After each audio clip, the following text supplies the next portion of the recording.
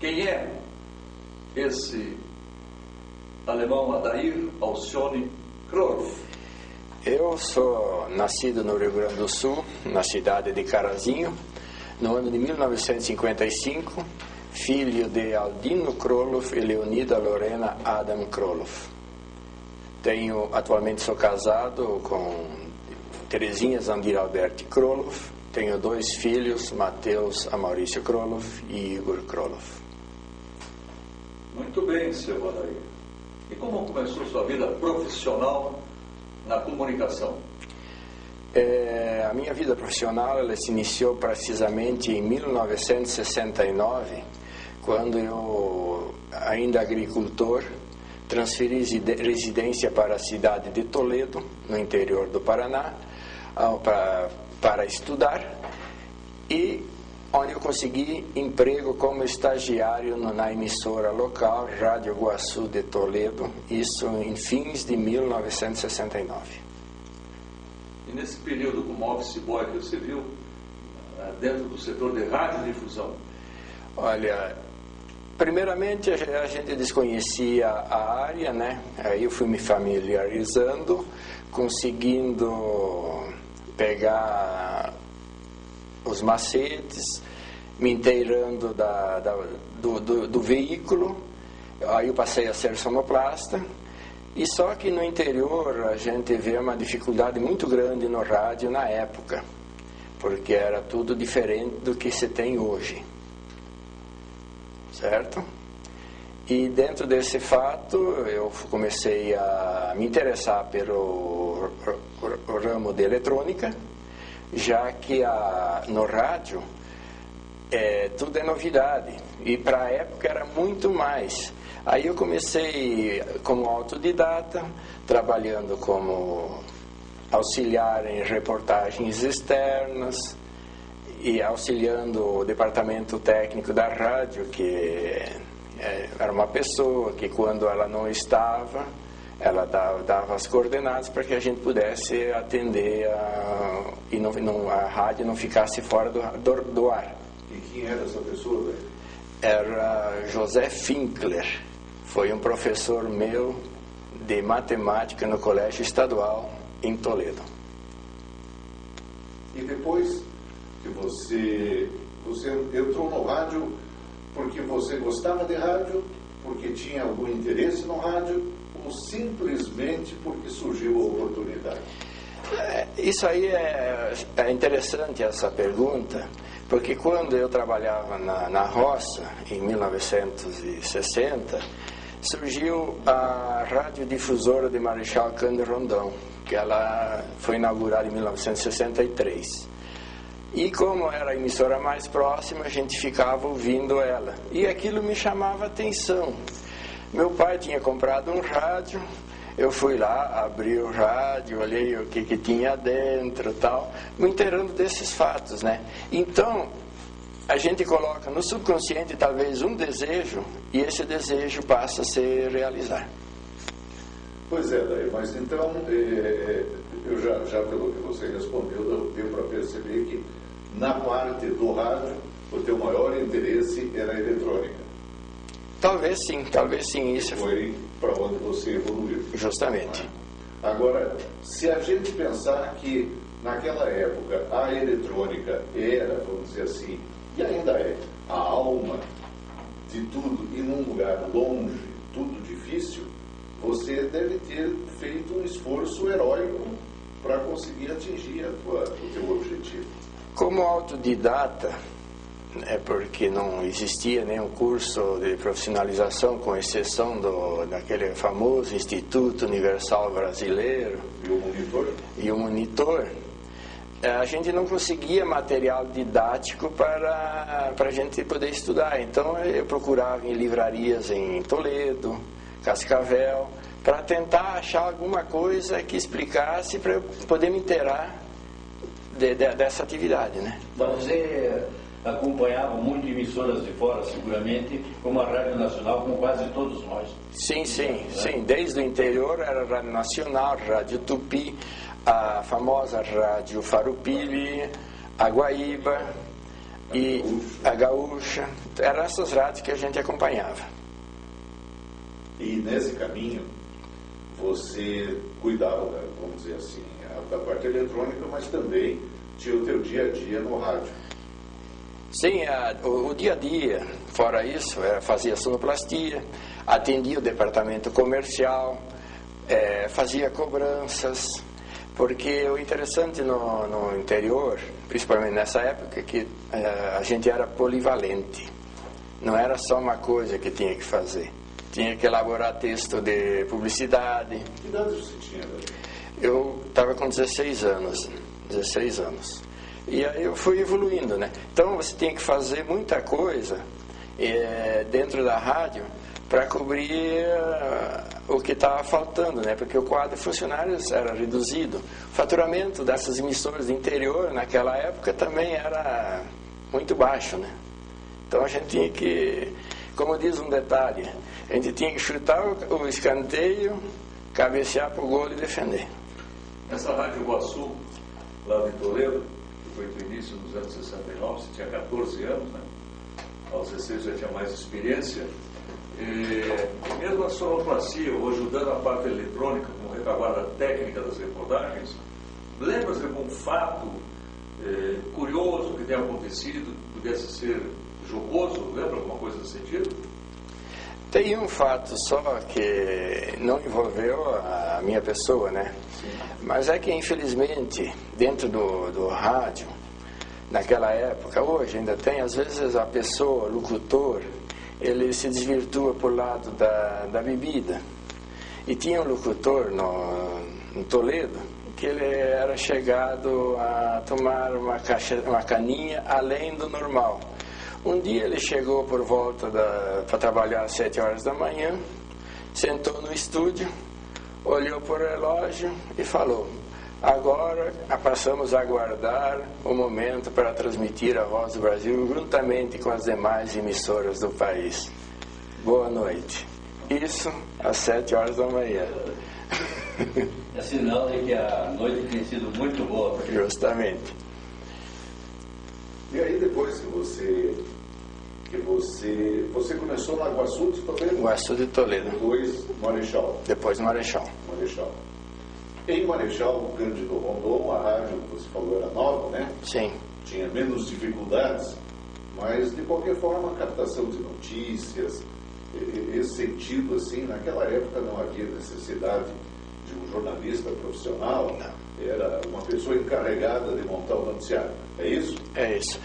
Então, eu vou até fazer uma retrospectiva um pouco nesse âmbito aí. A grande dificuldade do interior, primeiro, Toledo, Marechal Cândido Rondon não tinha asfalto. O transporte tudo era por estrada de chão. Segundo, jornais para chegarem até Toledo ou Marechal Cândido Rondon somente chegavam um dia depois de editado aqui na capital. A captação de notícias se dava através de gravação da rádio Guaíba, Globo, Tupi e outras emissoras. Tinha a Clube PRB2 para as notícias do Paraná. Então, o processo de captação e elaboração do noticiário, que geralmente era levado ao meio-dia e que era assistido por todos, ouvido por todos os ouvintes, era degravado. O que se fazia? Se gravava a notícia num gravador de rolo, depois sentava-se na máquina, botava-se um fone de ouvido e começava a degravar a notícia. E dentro dessa filosofia era degravada as notícias nacionais, internacionais. Para as notícias locais e regionais tinha uma pessoa que fazia essa parte. Mas existia a pessoa que cuidava estritamente da parte de degravação de âmbito nacional, estadual ou mundial. Não existia naquela época para a emissora escuta em telegrafia também? Tinha muito, a telegrafia ainda era bastante utilizada. E falando em telegrafia, quem mais era que utilizava telegrafia era o correio, que possuía um sistema para recepção de telegramas, envios. Então, no interior, além do rádio amador, que transmitia notícias em primeira mão, porque telefone era uma utopia, era a telegrafia. E geralmente vinha também pela rede ferroviária, né? Não, a maior parte delas, das cidades brasileiras, eram cobertas por esse sistema. Justamente, a parte onde que existia serviço de rede ferroviária eram atendidos por esse meio de transporte. Antes da rádio que você iniciou, teve serviço de alto-falante também, como acontecia com várias cidades ou não? Não. Entrou direto ao rádio. Entrei direto no rádio. Você iniciou na rádio, aliás, depois da Rádio Iguaçu, você foi para a Rádio Difusora de Marechal Cândido Rondon, né? Isso. Chegou de 1977 a 79. Claro que devia, a sua experiência também a diferença entre uma rádio de Toledo para a de Cândido Rondon, ou tecnicamente ela se A difusora de Marechal Cândido Rondon era uma emissora já mais avançada tecnicamente. Ela utilizava já cartucheiras, os transmissores já eram transmissores importados, que era o transmissor Collins. O parque de equipamento de reportagem externa já usufruía de unidade móvel. Então, já era uma emissora que já permitia uma comunicação bem melhor em relação à emissora que eu trabalhei anteriormente. Eu queria só fazer uma observação, que essa rádio Iguaçu de Toledo, como a difusora, no começo, a potência de transmissão deles era de 100 watts. De 100 watts. Tanto de dia quanto de noite. Tanto de dia como de noite. E hoje, essa potência, naquela época, se conseguia chegar até Foz do Iguaçu. 150, 170 quilômetros no máximo, nesse raio eram cobertos por essas emissoras. Hoje, essa potência não consegue cobrir o bairro aqui do Bigurilho. Por causa do comprometimento do espectro de rádios. Começou a se distribuir, né? Justamente, começou a se distribuir muita emissora de onda média e começou a saturar o espectro. Essas emissoras começaram a aumentar a potência e hoje uma emissora de 5 kW não consegue cobrir o que aquela emissora de 100 watts cobria. A propósito da propagação, gostaria também que você explicasse para quem estará assistindo. Você deve ter participado muito das ZZP2. Sim, a ZZP2 foi muito famosa na época. O órgão regulador da época, o Ministério das Comunicações, com a Dentel, ele necessitava fazer aferição das emissoras de rádio que estavam distribuídas pelo Brasil. Existia em São Paulo uma agência fiscalizadora que fazia aferição dessas emissoras, que era a ZZP2.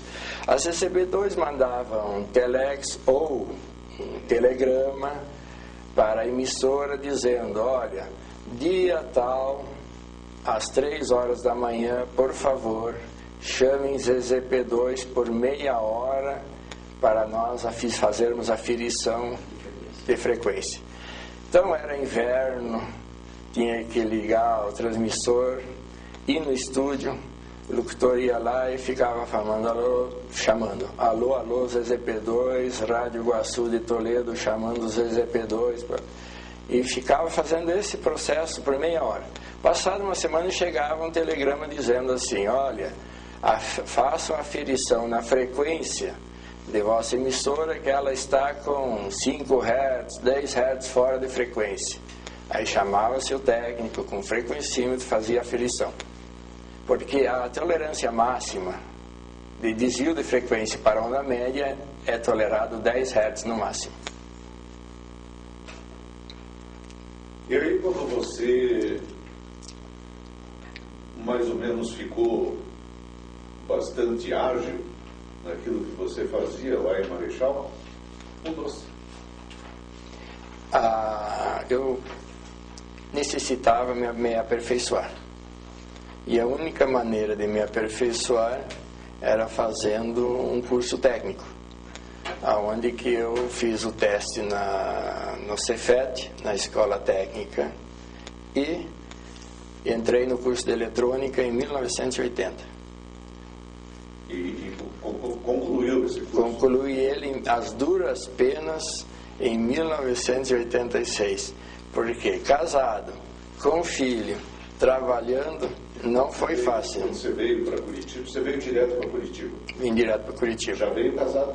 Não, eu casei no interior, numa cidade chamada São Jorge do Oeste, no sudoeste do Paraná. Minha esposa, Terezinha, morava aqui, eu conheci ela aqui, a gente foi até São Jorge do Oeste, nós casamos, e aí eu saí de Marechal Grande do Rondon, fui para São Jorge do Oeste, casamos e aí viemos embora. Enquanto você fazia esse curso, o que mais você fazia? Primeiramente, eu passei a trabalhar numa empresa denominada Label, que fazia aferição de equipamentos de instrumentação eletrônica.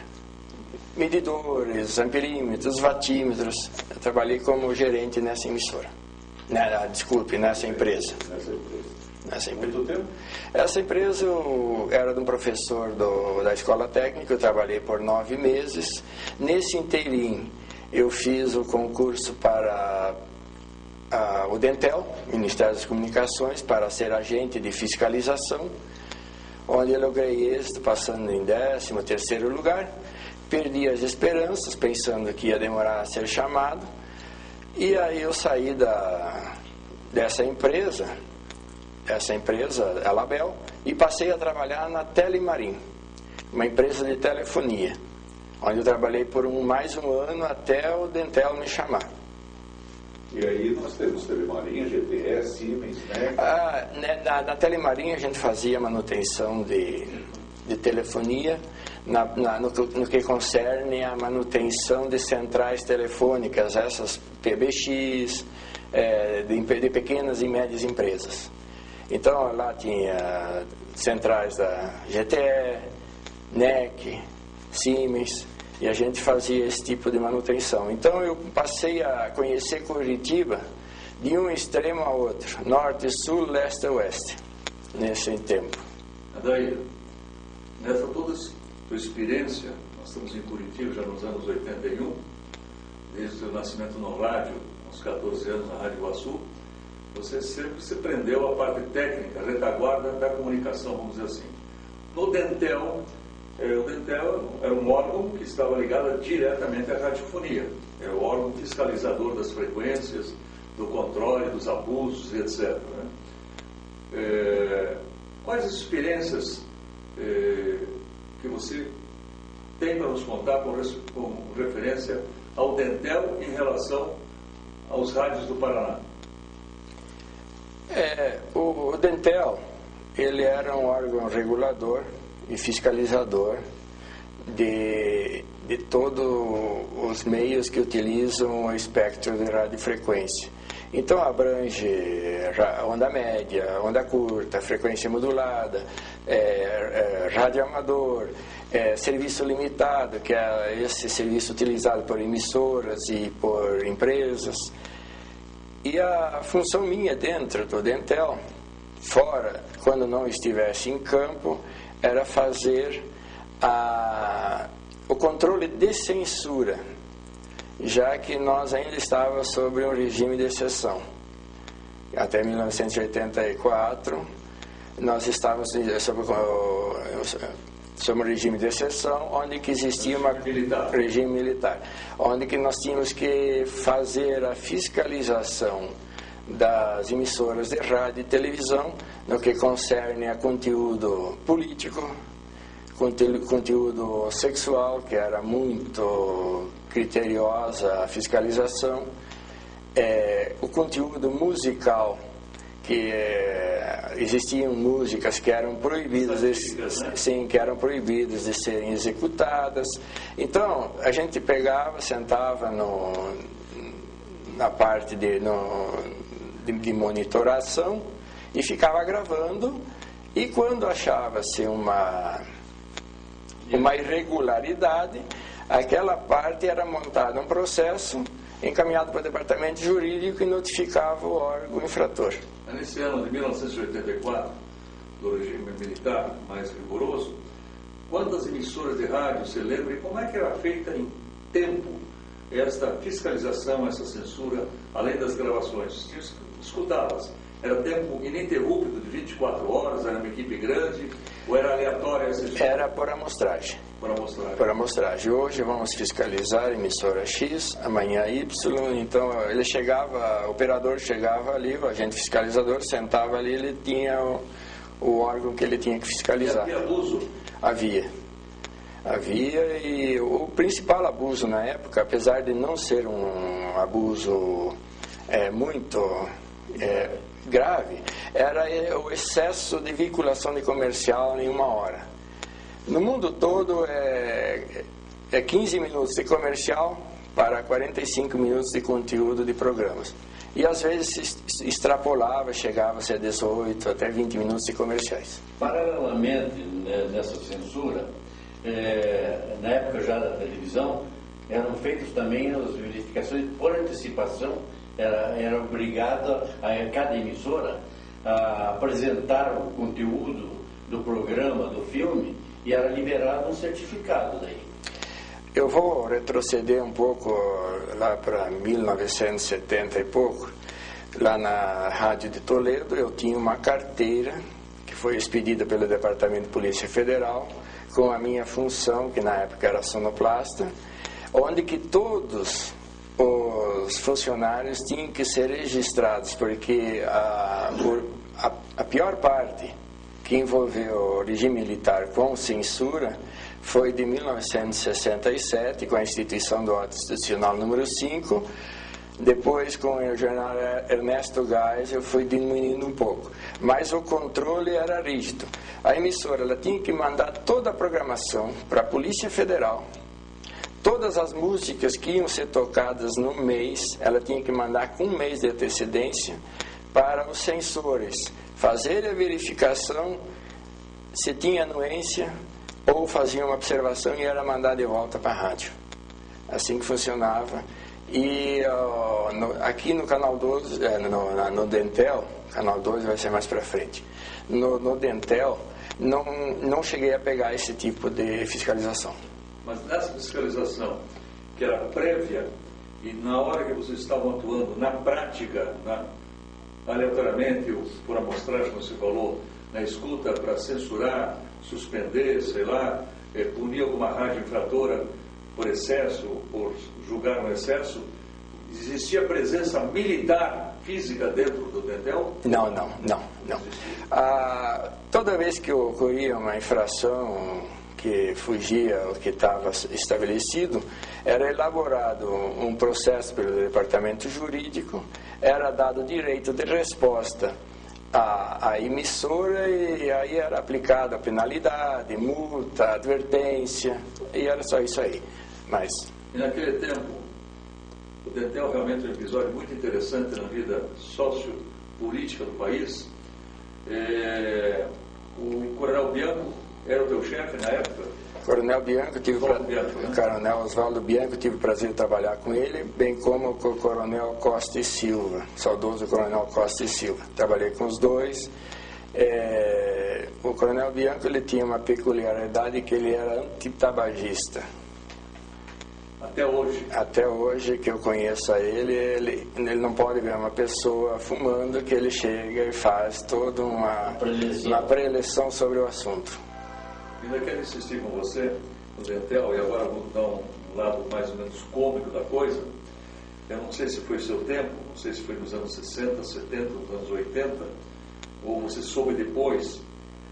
Diga aqui, a Rádio Cruzeiro do Sul transmitia corrida de cavalos com o Edson Huck e outros conhecidos. Eu já estava fora dessa transmissão.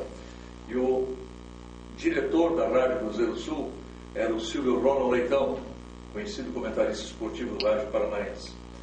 Em determinado momento, o Edson Roca era um locutor litúrgico que transmitia as corridas e apostava. E ele apostou no determinado cavalo, e mais ou menos assim, e avançando por fora, papai, com grande ação, e o cavalo dele não ganha. E ele diz, filha da puta!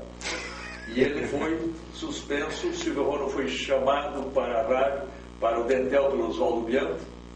Eu fiz uma pergunta ao Oswaldo Bianco, ele não se lembra. Ele citou uma mulher que até hoje está lá no Dentel. E você tomou conhecimento, mesmo tendo participado nesta época, não sei que época foi, tomou conhecimento desse incidente? Não, desse não, mas essa senhora que você mencionou deve tratar-se da doutora Tereza. Exatamente. Que ela ainda é diretora hoje da Anatel, atualmente aqui em Curitiba.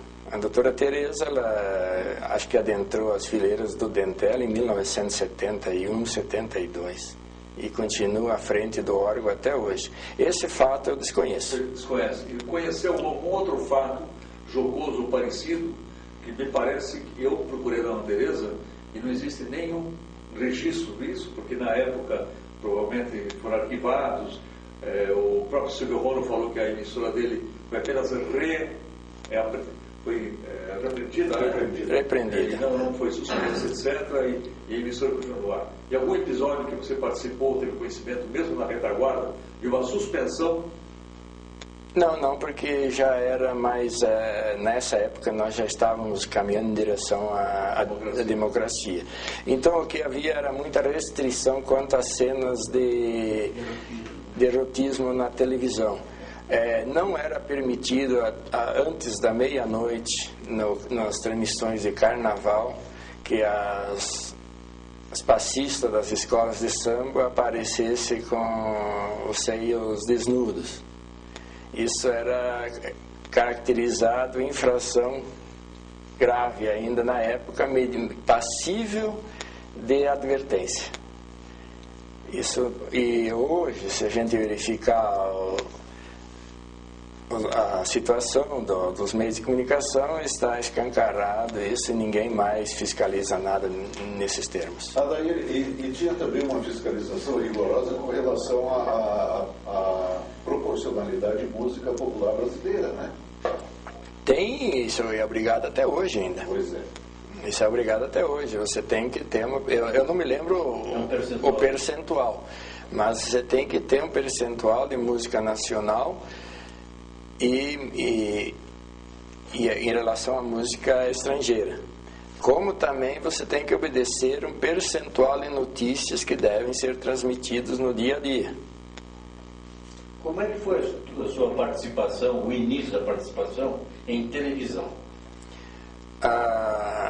Eu trabalhava no Dentel e eu sempre friso isso, que ainda na época do regime militar, você era freado nas tuas aspirações. E eu desenvolvi, junto ao Dentel, um meio de fazer aferição de frequência à distância. E isso desagradou.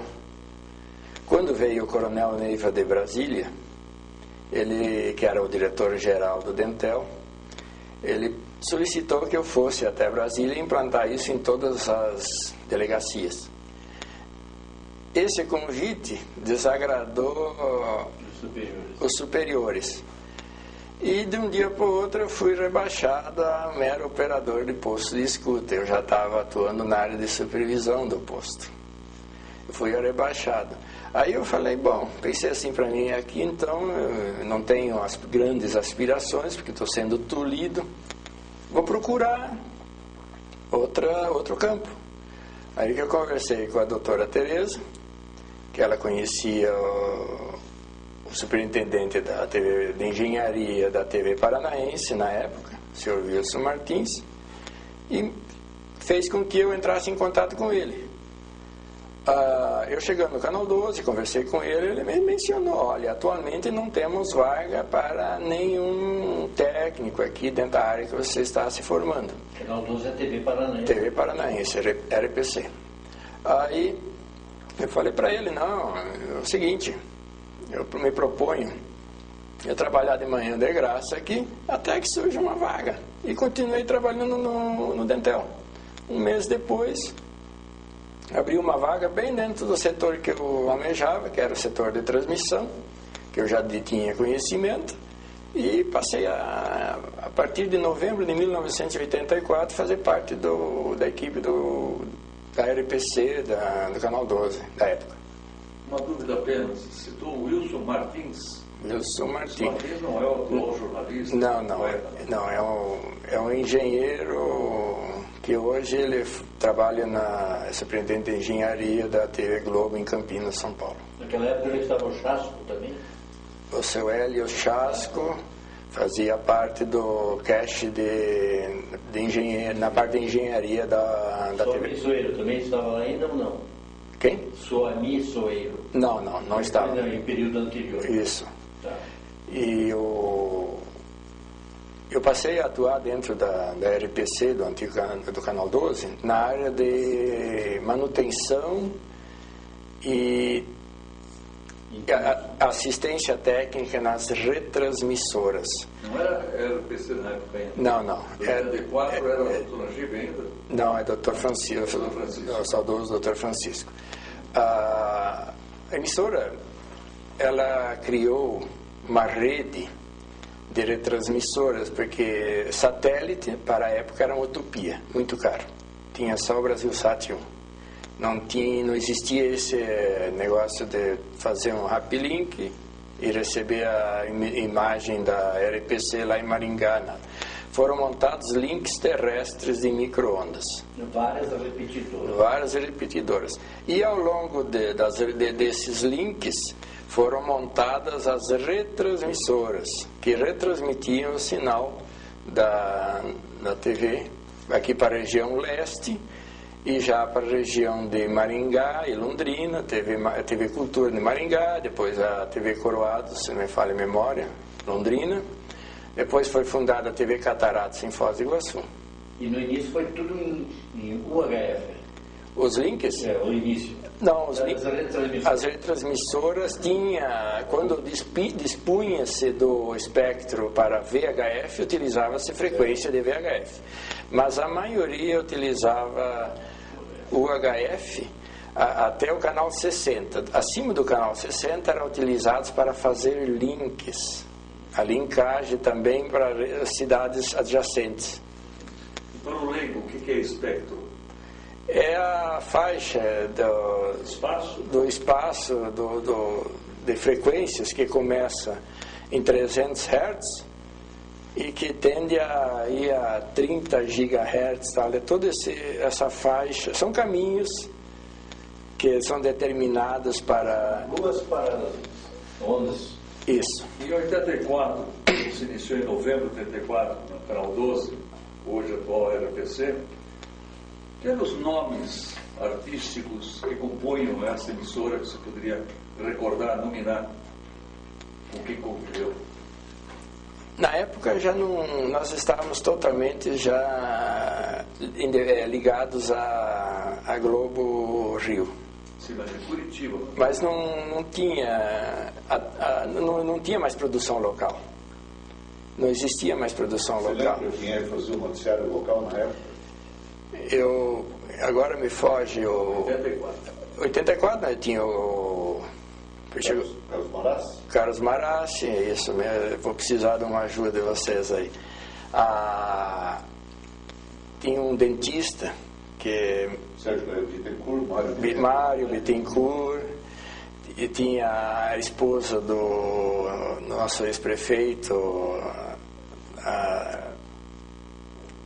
do Rafael Greca, Margarita Sansone, e assim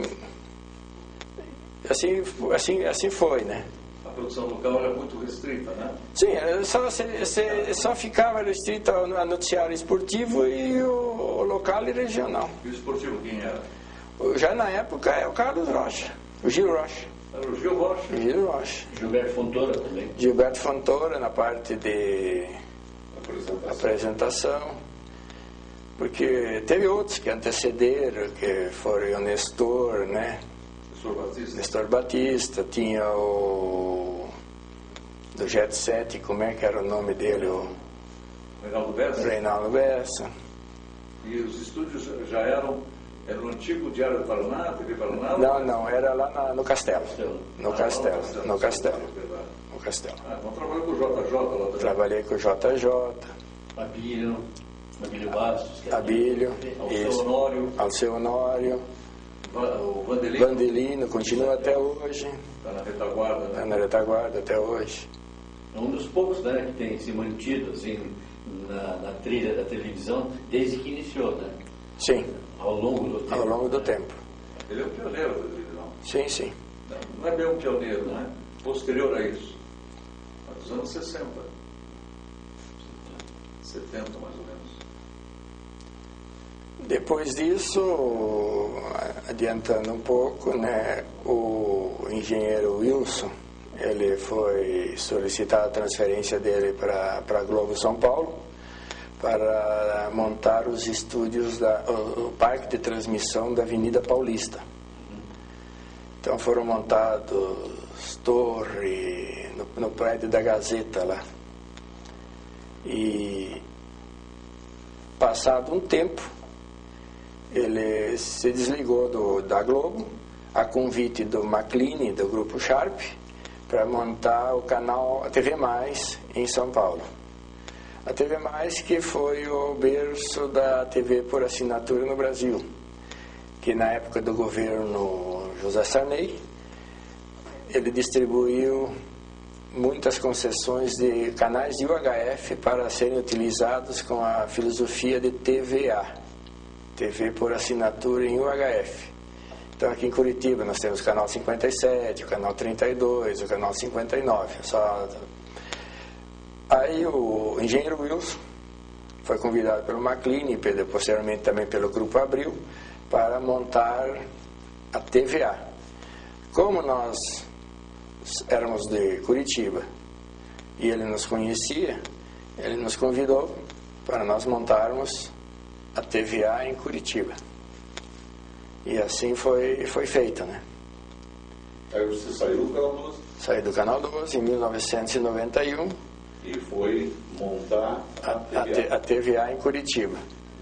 A posteriori surgiu a oportunidade como houve expansão desse segmento, nós passamos a atuar também na região de Foz do Iguaçu, Florianópolis, Balneário Camboriú e Porto Alegre. Onde eu também tive o prazer de montar essas operadoras. Quando você recebeu os convites para trabalhar na TVA, e fora o sistema de UHF, é cabo, né? É cabo. Deve ter sido um trabalho gigantesco, hein, André? O sistema de TV a cabo, ele se assemelha à telefonia, porque por meio físico que você tem que levar todos os sinais até o telespectador. Então você tem que utilizar infraestrutura de posteamento da Copel, distribuir cabo coaxial, que é o condutor da informação, em todas as ruas. Tem que colocar amplificadores, reforçadores de sinal, porque à medida que o sinal vai andando pelo cabo, ele vai degradando, chegando a um ponto que lá no fim não vê mais nada.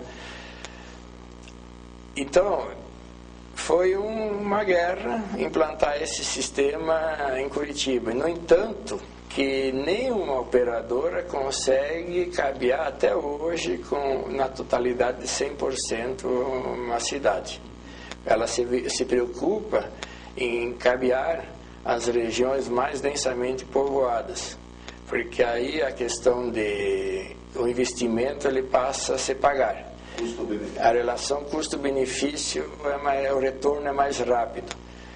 Você cabeando uma região de baixa densidade populacional, você nunca vai ter retorno daquele investimento, porque você tem aluguel de poste, tem que pagar o imposto sobre a utilização do espaço aéreo, tem que pagar o custo de programação que está sendo transmitido. Envolve em relação à mensalidade que o telespectador paga, dá uma margem de 20% o lucro para o operador, o resto é imposto e encargos e custos.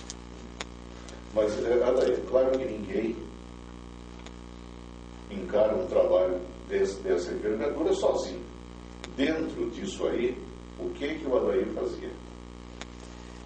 Eu, na TVA, eu era supervisor da parte de engenharia e tinha uma equipe de mais 5 técnicos, somente para cuidar da parte de transmissão. A parte de rede externa era um outro departamento, com um supervisor, equipes terceirizadas que faziam a montagem e a manutenção transmissão e recepção. Sim. Quer dizer, vamos imaginar hoje, olhar para o parque da TVA que fica no Pilarzinho, né? Isso. Pilarzinho. Se você olha para a TVA hoje, é basicamente a mesma TVA de alguns anos atrás, você vê que tem centenas de parabólicas, torres imensas. Isso é trabalho teu? A montagem da torre não, mas a colocação de todos os cabos que levam o sinal até a antena, a montagem da antena de micro-ondas que fica no topo, porque a TVA, além de trabalhar com o sistema de cabo, ela também trabalha com o sistema de MMDS, que é uma faixa de frequência em micro-ondas destinadas à TV por assinatura, que transmite pelo ar. Com o advento da TV, eram 15 canais, que com o advento da TV digital conseguiu se ampliar para a faixa de 70 canais. Então, todas aquelas parábolas que se vê lá, tem minhas mãos lá, tem a minha impressão digital lá. Mas você evoluiu, né? Quanto tempo você trabalhou lá? 13 anos. 13 anos. Nesses 13 anos, como superintendente dessa parte, você também ocupou outros cargos dentro da TVA Sul, né? Eu cheguei, a posteriori, eu fui convidado para ocupar a supervisão geral de engenharia e depois de um ano fui convidado para ocupar a gerência de todas as praças da TVA Sul, onde permaneci um ano frente a esse setor, né, essa administração, e onde que eu solicitei desligamento. Por alguma razão. Evidente. É. Eu tive um plano maior. Né? É isso. Nós estamos felizes porque estamos ouvindo aqui uma história bonita, não é? Uma carreira que o Adair, pelo que a gente vê, tudo que ele planejou, ele fez, pelo menos até agora. E agora, Adair, saiu de lá?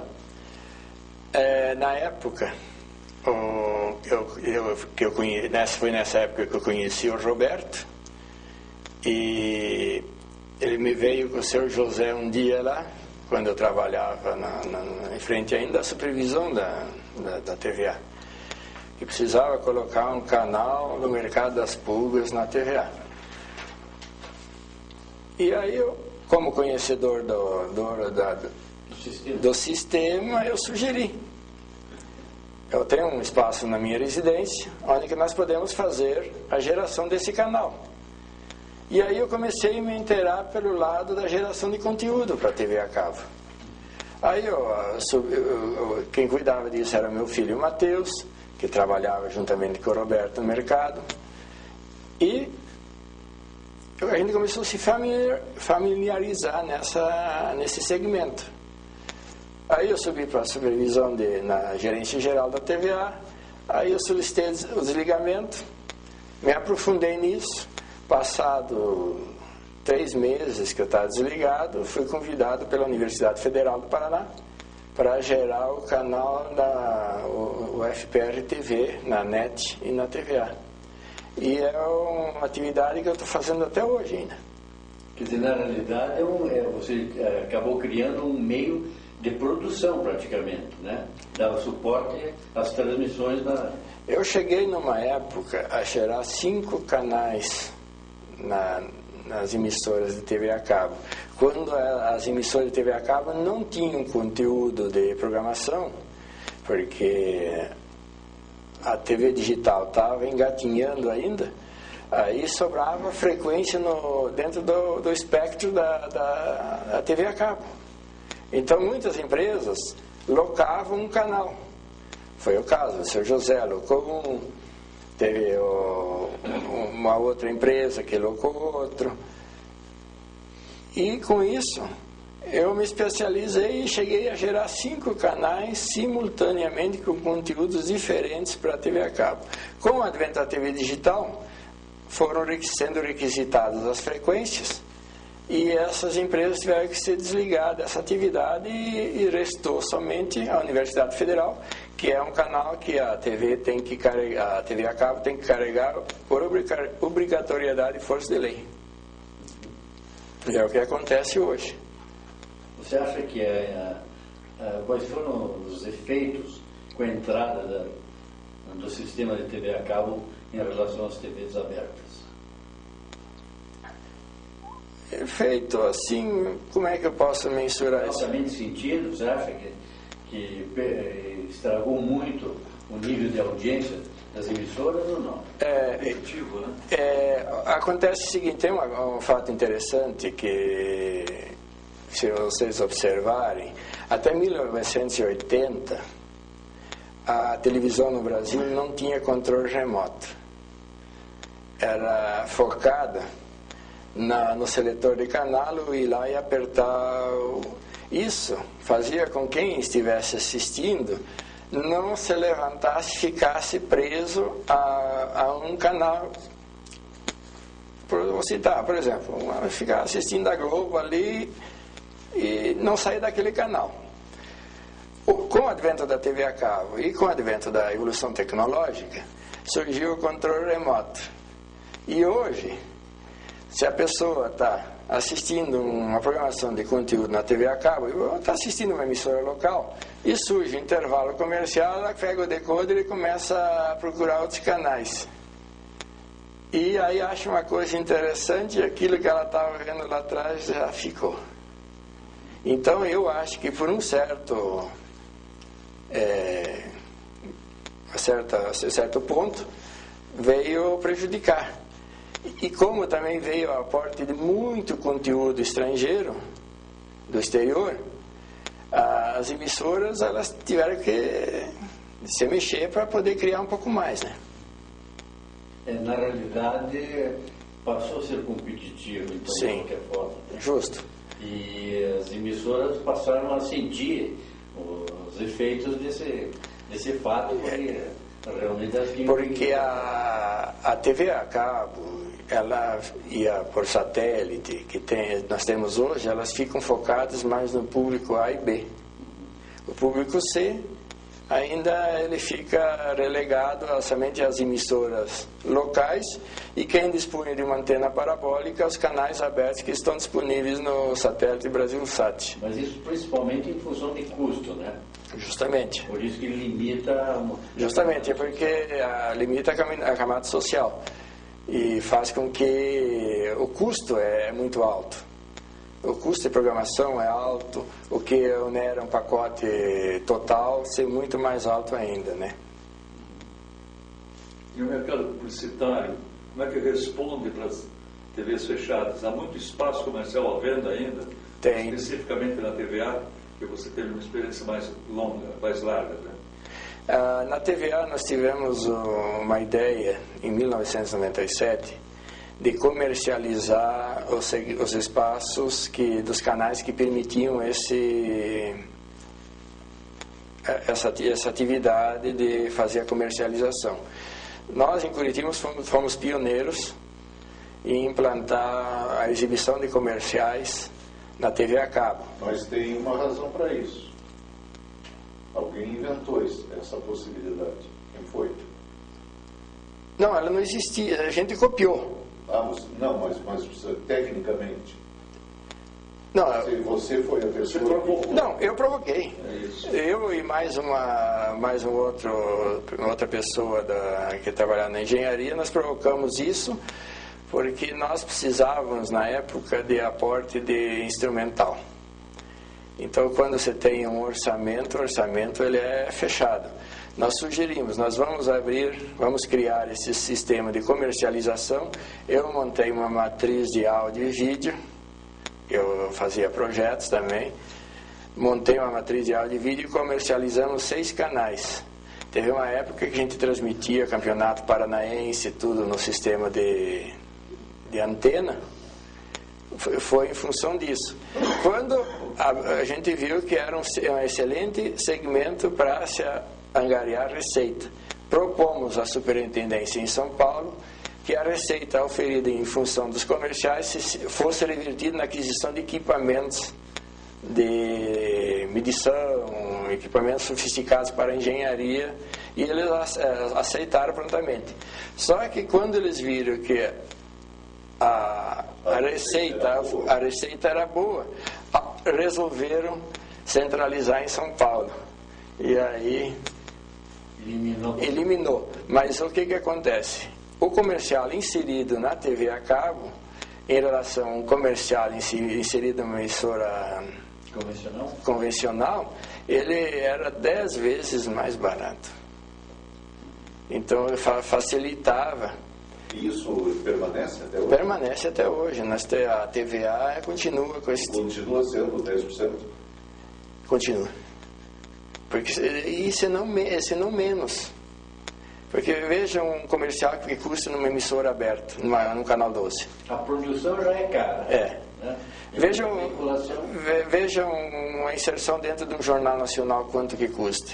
E veja a inserção quanto custa no horário nobre dentro da TV. É bem baixo o valor.